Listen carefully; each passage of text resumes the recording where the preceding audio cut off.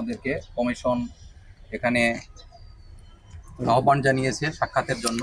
আমরা কমিশনের ডাকে সাড়া দিয়ে আজকে স্বাধীন তদন্ত কমিশনের কাছে আমাদের বিস্তারিত দাবি দেওয়া চাওয়া পাওয়া, আমাদের যারা বিশেষ করে 2009 সালে ক্ষতিগ্রস্ত বলতে যারা চাকরিচ্যুত, জেল জরিমানা সহ অকালীন অবসর, বিষ বিভিন্নভাবে অকালীন অবসর বাধ্যতামূলক, সিওর সামারি কোর্ট সহ পিলখানার ভিতরে এবং বাহিরের সকল সদস্যের যে চাওয়া পাওয়া আমরা স্মারকলিপির মাধ্যমে সেটা কমিশনের কাছে দৃষ্টি আকর্ষিত করেছি এবং দেশবাসী সহ বিশ্ববাসীর যে সাপোর্ট আমাদের প্রতি সেটা অবশ্যই প্রতিফলিত হবে। আমরা এই কমিশনের প্রতি সর্বদাই কমিশনের ডাকে সাড়া দিয়েছি এবং সঠিক ও সত্য তথ্য প্রদানের জন্য এবং কমিশনকে আমাদের কাঙ্ক্ষিত যে নির্যাতিত মজলুমদের ন্যায় বিচার এবং ইনসাফ প্রতিষ্ঠার জন্য মূলত আমরা কমিশনের নিকট দাবি জানিয়েছি। কমিশন অবশ্যই বিষয়টি গুরুত্ব সহকারে দেখবে।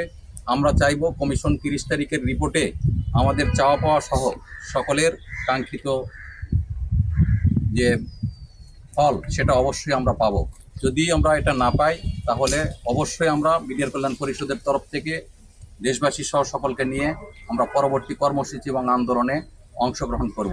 আমাদের 18,520 জন ক্ষতিগ্রস্ত বিগত প্রধানমন্ত্রীর 22 অনুসারে ক্ষতিগ্রস্ত হয়েছে। উনি সাদাপক্ষ করেছেন, সাদা দিয়েছেন, সেটা মাত্র 30% টাকায় জমির মালিক হয়ে নতুন বাংলাদেশের গড়ে তোলার স্বপ্ন দেখা বাংলা বসতি। তো গত সরকারের পতনের পর থেকে আমরা দীর্ঘ সময় ধরে বিভিন্নভাবে রাষ্ট্রীয় নিয়ম সকল কিছু মেনে আমাদের দাবি দাওয়াগুলো পূরণ করার জন্য যে আমাদেরকে বিচারের নামে অবিচার করা হয়েছে এবং আমাদেরকে বিভিন্ন পর্যায়ে নির্যাতন করা হয়েছে, তার প্রতিকারের জন্য আমরা বিভিন্নভাবে আন্দোলন করে যাচ্ছি।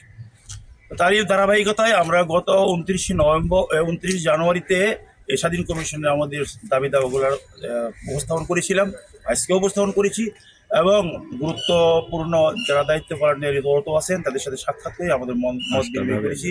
আবারও আমাদের দাবি দাওয়াগুলো পেশ করেছি যেন এই তদন্ত কমিশন আমাদের এই মাজলুম এবং বিচারের নামে অবিচারের অংশ হিসেবে যে বিচার করেছে তার জন্য প্রতিকারের করে তাদের তদন্ত কমিশনের মাধ্যমে আমরা আমাদের অধিকার পাইতে পারি, যে অধিকার পাইতে পারি তার জন্য আমরা জোরালো আবেদন জানিয়েছি।